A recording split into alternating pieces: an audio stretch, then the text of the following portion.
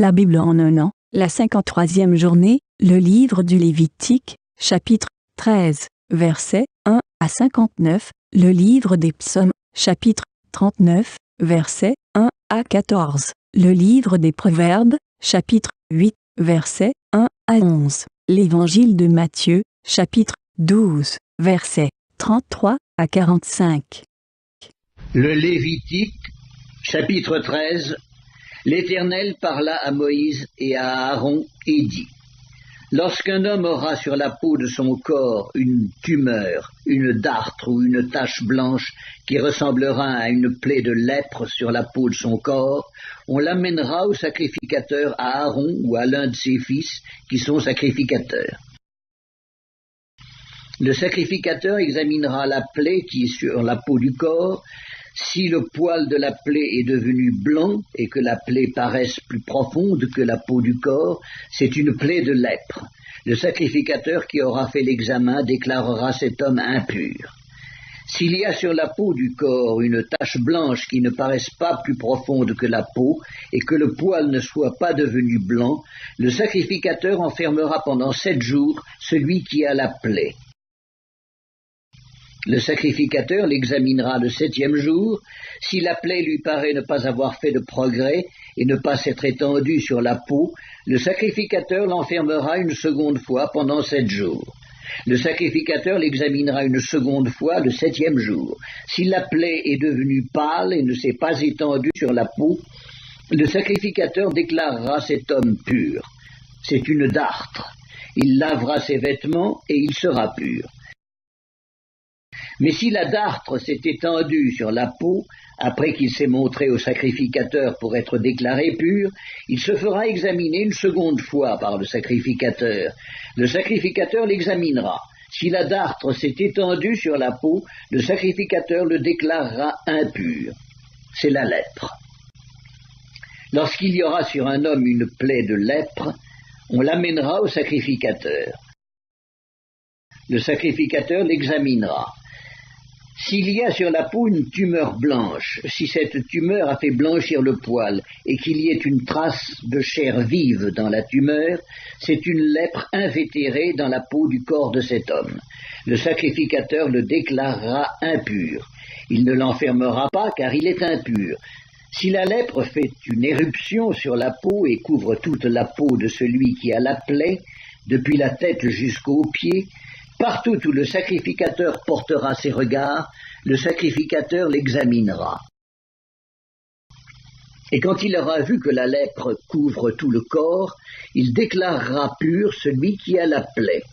Comme il est entièrement devenu blanc, il est pur. Mais le jour où l'on apercevra en lui de la chair vive, il sera impur. Quand le sacrificateur aura vu la chair vive, il le déclarera impur. La chair vive est impure, c'est la lèpre. Si la chair vive change et devient blanche, il ira vers le sacrificateur. Le sacrificateur l'examinera, et si la plaie est devenue blanche, le sacrificateur déclarera pur celui qui a la plaie. Il est pur. Lorsqu'un homme aura eu sur la peau de son corps un ulcère qui a été guéri, et qu'il se manifestera à la place où était l'ulcère une tumeur blanche ou une tache d'un blanc rougeâtre, cet homme se montrera au sacrificateur. Le sacrificateur l'examinera. Si la tache paraît plus enfoncée que la peau et que le poil soit devenu blanc, le sacrificateur le déclarera impur. C'est une plaie de lèpre qui a fait éruption dans l'ulcère. Si le sacrificateur voit qu'il n'y a point de poil blanc dans la tache, et qu'elle n'est pas plus enfoncée que la peau, et qu'elle est devenue pâle, il enfermera cet homme pendant 7 jours. Si la tache s'est étendue sur la peau, le sacrificateur le déclarera impur. C'est une plaie de lèpre. Mais si la tache est restée à la même place et ne s'est pas étendue, c'est une cicatrice de l'ulcère. Le sacrificateur le déclarera pur. Lorsqu'un homme aura eu sur la peau de son corps une brûlure par le feu et qu'il se manifestera sur la trace de la brûlure une tache blanche ou d'un blanc rougeâtre, le sacrificateur l'examinera. Si le poil est devenu blanc dans la tache et qu'elle paraisse plus profonde que la peau, c'est la lèpre qui a fait éruption dans la brûlure. Le sacrificateur déclarera cet homme impur. C'est une plaie de lèpre. Si le sacrificateur voit qu'il n'y a point de poil blanc dans la tache, et qu'elle n'est pas plus enfoncée que la peau, et qu'elle est devenue pâle, il enfermera cet homme pendant 7 jours. Le sacrificateur l'examinera le 7e jour. Si la tache s'est étendue sur la peau, le sacrificateur le déclarera impur. C'est une plaie de lèpre. Mais si la tache est restée à la même place, ne s'est pas étendue sur la peau et est devenue pâle, c'est la tumeur de la brûlure. Le sacrificateur le déclarera pur, car c'est la cicatrice de la brûlure. Lorsqu'un homme ou une femme aura une plaie à la tête ou à la barbe, le sacrificateur examinera la plaie.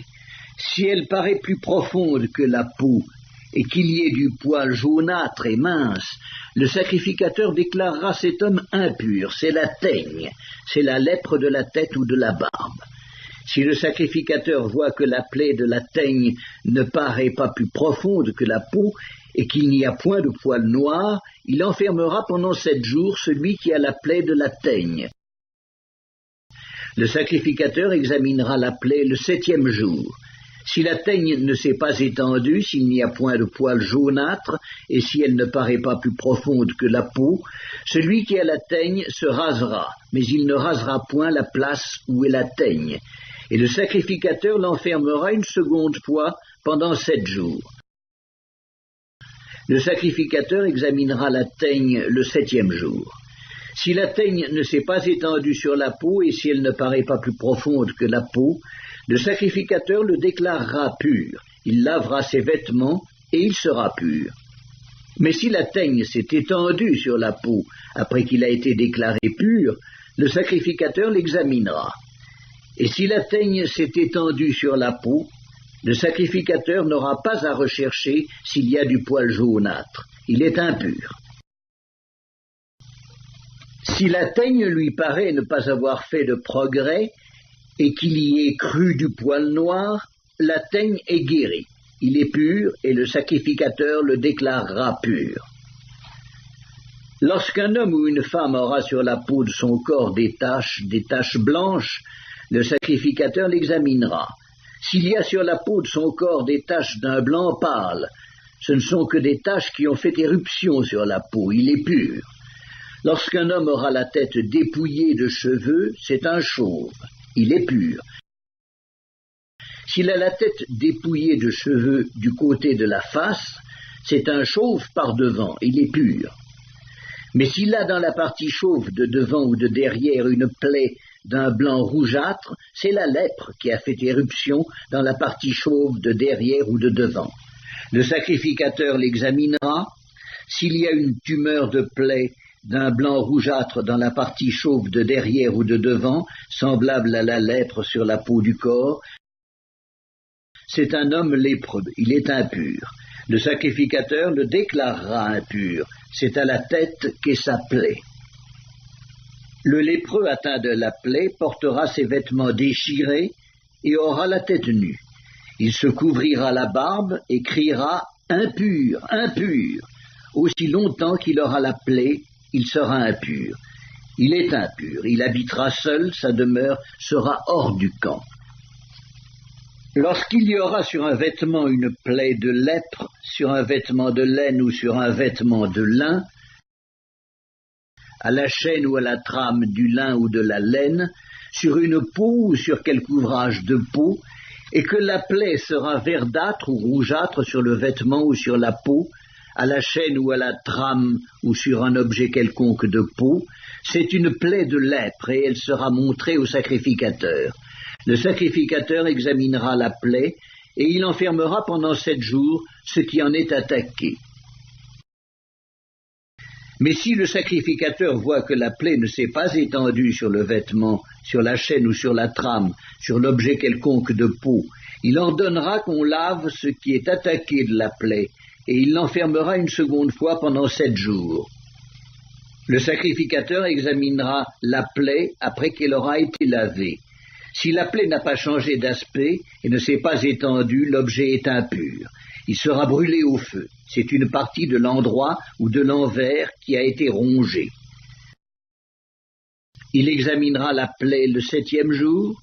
Si la plaie s'est étendue sur le vêtement, à la chaîne ou à la trame, sur la peau ou sur l'ouvrage quelconque fait de peau, c'est une plaie de lèpre invétérée. L'objet est impur. Il brûlera le vêtement, la chaîne ou la trame de laine ou de lin, l'objet quelconque de peau sur lequel se trouve la plaie, car c'est une lèpre invétérée, il sera brûlé au feu.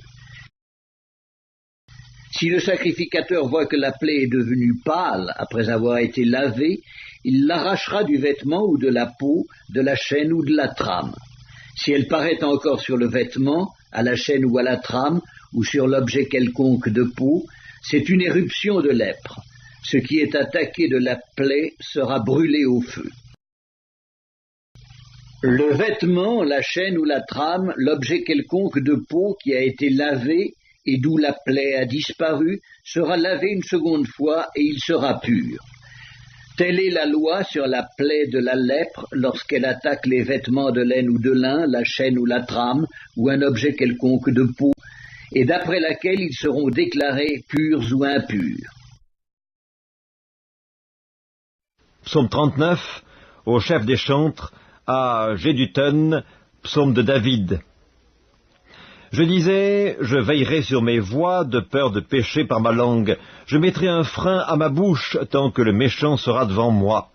Je suis resté muet dans le silence, je me suis tu, quoique malheureux, et ma douleur n'était pas moins vive. Mon cœur brûlait au-dedans de moi, un feu intérieur me consumait, et la parole est venue sur ma langue. Éternel, dis-moi quel est le terme de ma vie, quelle est la mesure de mes jours, que je sache combien je suis fragile. Voici, tu as donné à mes jours la largeur de la main, et ma vie est comme un rien devant toi.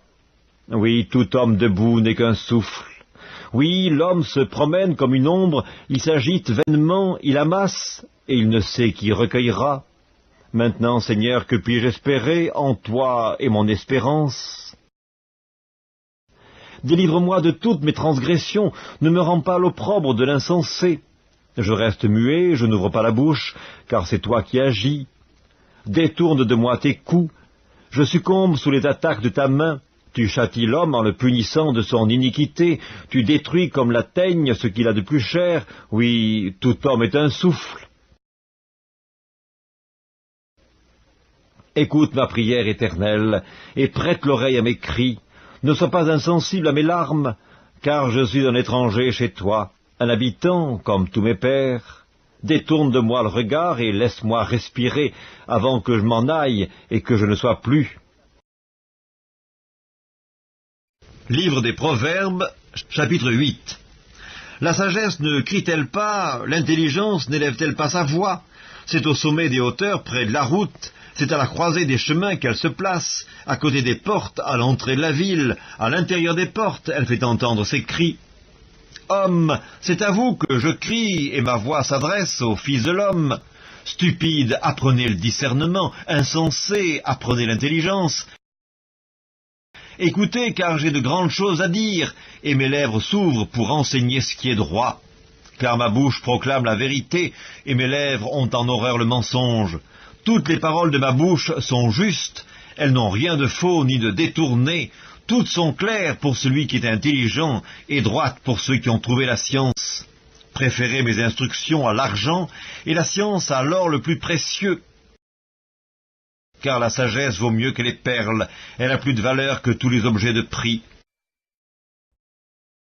Matthieu, chapitre 12. Ou dites que l'arbre est bon, et que son fruit est bon, ou dites que l'arbre est mauvais, et que son fruit est mauvais. Car on connaît l'arbre par le fruit, race de vipères. Comment pourriez-vous dire de bonnes choses méchants comme vous l'êtes? Car c'est de l'abondance du cœur que la bouche parle. L'homme bon tire de bonnes choses de son bon trésor, et l'homme méchant tire de mauvaises choses de son mauvais trésor. Je vous le dis, au jour du jugement, les hommes rendront compte de toute parole vaine qu'ils auront proférée. Car par tes paroles tu seras justifié, et par tes paroles tu seras condamné. Alors quelques-uns des scribes et des pharisiens prirent la parole et dirent, Maître, nous voudrions te voir faire un miracle. Il leur répondit, une génération méchante et adultère demande un miracle, il ne lui sera donné d'autre miracle que celui du prophète Jonas. Car, de même que Jonas fut 3 jours et 3 nuits dans le ventre d'un grand poisson, de même le Fils de l'homme sera 3 jours et 3 nuits dans le sein de la terre. Les hommes de Ninive se lèveront au jour du jugement avec cette génération et la condamneront, parce qu'ils se repentirent à la prédication de Jonas. Et voici, il y a ici plus que Jonas. La reine du Midi se lèvera au jour du jugement avec cette génération et la condamnera, parce qu'elle vint des extrémités de la terre pour entendre la sagesse de Salomon. Et voici, il y a ici plus que Salomon. Lorsque l'esprit impur est sorti d'un homme, il va dans des lieux arides, cherchant du repos, et il n'en trouve point. Alors il dit, « Je retournerai dans ma maison, d'où je suis sorti. » Et quand il arrive, il la trouve vide, balayée, et en est. Il s'en va, et il prend avec lui 7 autres esprits plus méchants que lui. Il entre dans la maison, s'y établissent. Et la dernière condition de cet homme est pire que la première. Il en sera de même pour cette génération méchante.